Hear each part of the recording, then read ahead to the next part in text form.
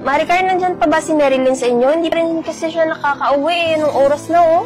Naku, di pa ba siya nakakauwi? Si Jane kasi, kanina pa. Katulog sa kwarto niya.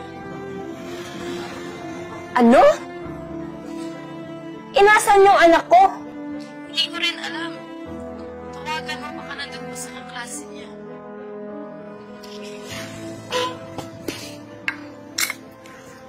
Nak, maglinis ka nga muna ng bahay. Daming nakakalat oh. Marilyn, ano ba? Hindi mo ba ako naririnig? Ay, saglit lang po, Nay. Ayan ka na naman ah. Siguro may boyfriend ka na. Panangiti ka dyan eh, para kang sira. Nay naman eh, wala po. Kaibigan ko lang po to. Sige na, maglilinis na po ako. Mabuti naman. Kasi sige, alis na muna ako ha. Punta lang akong palengke. Tsaka pagkatapos mo maglinis dito, magsaing ka na ha. Opo, Nay. Alis na ako.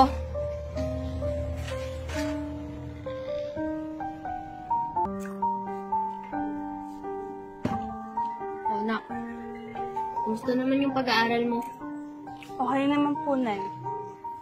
Nga pala, Nay, may papaalam po sana ako. Ano naman yun? Ano, may birthday na naman.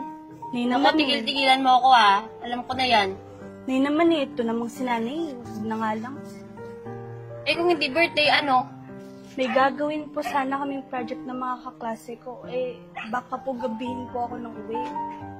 Eh, yun naman pala eh. May gagawin naman palang project. Eh, kung sa pag-aaral mo, eh di sige. Basta huwag ka lang lalampas ng alas 10, okay? Talaga, Nay? Thank you, Nay. Ayusin mo lang, ha? Opo, Nay. O, sige na, baka maliit ka. Libro mo. Opo, Nay.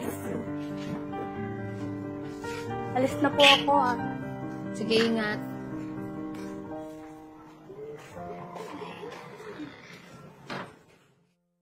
Pininahan ka ba ng nanay mo? Oo naman, ako pa ba? Yun, baka talaga. Siyempre, no. O ano, Taraji? Sige, saan tayo? Doon tayo sa bahay ng kakilala ko. Wala daw doon yung mga magulang niya. Bukas pa ng hapon uuwi. Sige, tara. Tara. Tara, pasok.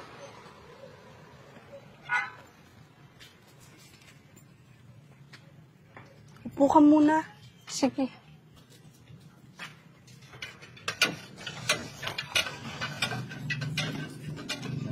Friend, si Carlo nga pala, boyfriend ko.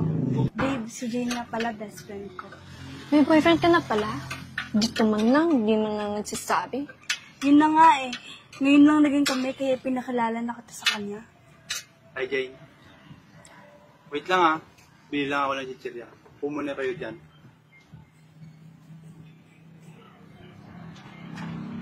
Ano to, friend? Iinom tayo? Oo, konti lang naman yan eh, para naman masaya. Akala ko ba gagawa tayo ng project? Hindi, no? Alibay ko lang yun para naman makapag-banding tayo ni Carlo. Alam mo na. Eh, paano kung malasing tayo? Ikaw talaga?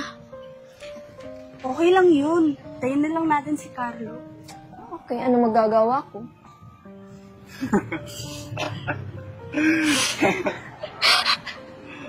Lagay na.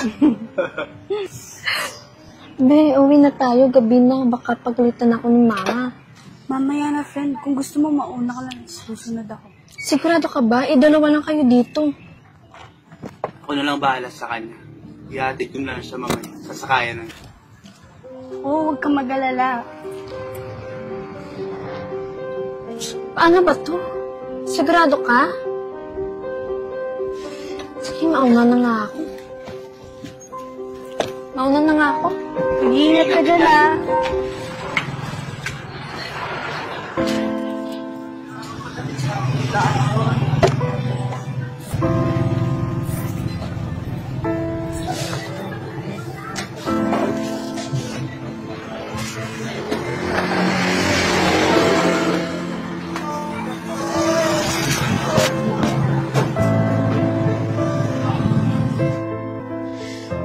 Anong oras na? Hindi pa rin umuwi si Marilyn.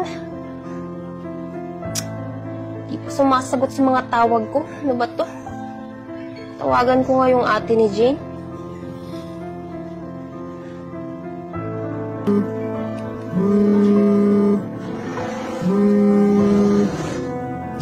Si Aling Roxy ito ah. Hello, Aling Roxy? Napatawag ka. Maricar, nandyan pa ba si Marilyn sa inyo? Hindi pa rin kasi siya nakakauwi eh. Anong oras na oh?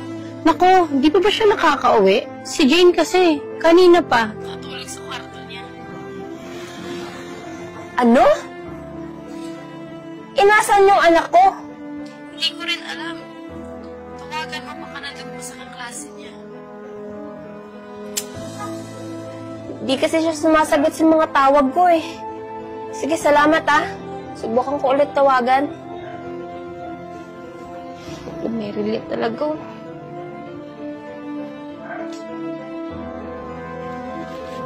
Hala, umaga na, nalutoy namin ito.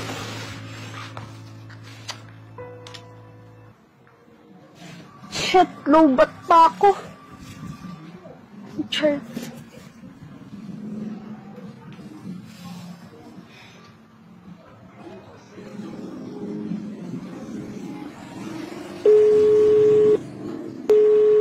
Hello, friend. Friend, hatid mo naman ako sa bahay, oh. Sabihin mo kay mama na magkasama tayo kagabi. Ano? Hindi ka pa nakakauwi? Sige. Magkita na lang tayo sa kayan. Sige, sige. Hintayin mo na lang ako dyan.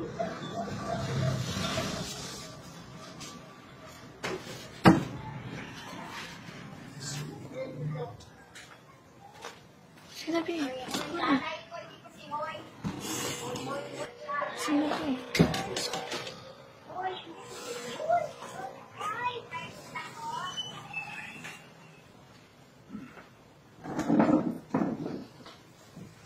Magandang umaga po, Nay. Saan ka galing? Bakit ngayon ka lang umuwi? Di ba ang sabi ko sa'yo, di ka lalampas ng alas 10? Kaya nga, Nay, umaga na lang po ako umuwi. Sasagot ka pa, no? At ikaw naman, Jane. Kahit kailan talaga eh, no? Pahama ka sa anak ko. Siguro nawala na yung pagkababae niya ng dahil sa'yo. Tita, sorry po. Mati ko na po sa Marilyn kasi magkasama naman po kami kagabi. Di lang nakita ng kapatid ko sa kwarto. Bad influence ka sa anak ko. Ang dami niyang natututunan na hindi maganda dahil magkasama kayong dalawa. Kaya simula ngayon, huwag na kayong magsama. Maliwanag ba? Sorry po talaga, tita. Mauna na po ako. Mauna na ako. Bye po.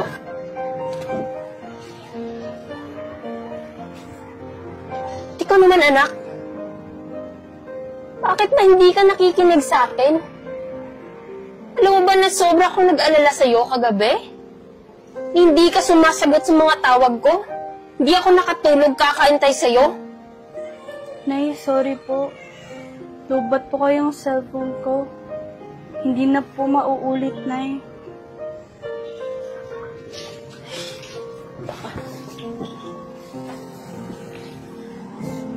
Anak, itong tatandaan mo ha. Huwag na huwag kang gagawa ng isang bagay na pagsisisihan mo sa huli.